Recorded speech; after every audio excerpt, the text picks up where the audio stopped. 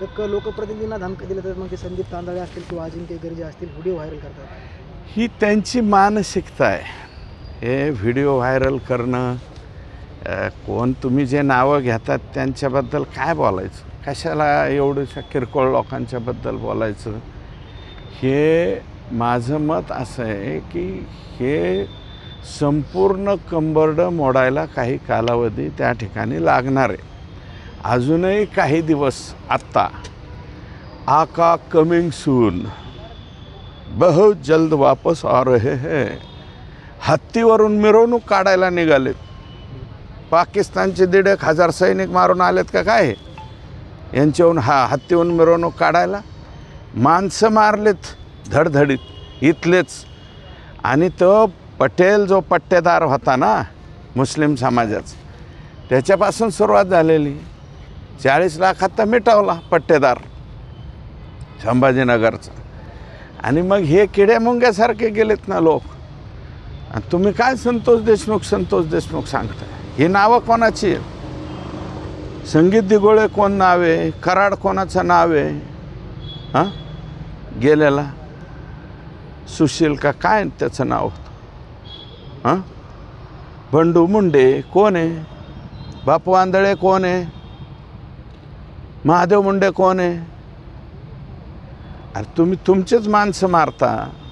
हां, आणि इकडं संतोष देशमुखची बाजू आम्ही घेतले की म्हणता जातीवादी आमके टमके। आणि हे काय 43 गुन्हे ज्यांच्यावरती आहेत, दरोड्याचे गुन्हे आहेत, 307चे मला वाटतं एक सलग गुन्ह्याची यादी आलेली आहे। ते लोक तुम्हाला जवळ कशासाठी लागतात?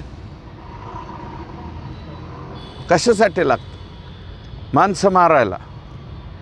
मी अगोदरच मानलेलं आहे, माणसं मारायची एकाने, फिर्याद तिसऱ्यानेच द्यायची, आरोपी चौथे करायचे आणि जेलात 5वे घालायचे।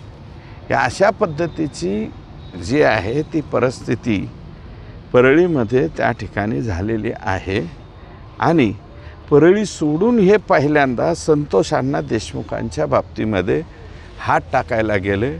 आणि त्यातलं ते मस्साजोग जे गाव आहे, ज्या गावाच्या नादी लागायला नको होतं त्या गावाचे ते नादी लागून बसले। आणि ते जे कुटुंब आहे, धनंजय तिथला फिर्यादी, तिथले साक्षीदार एवढे स्ट्रॉंग आहेत। आणि त्याच्यामध्ये CIDच्या SITने एवढा स्ट्रॉंग तपास केलेला आहे की त्याच्यामध्ये काहीच शिल्लक ठेवलेलं नाही।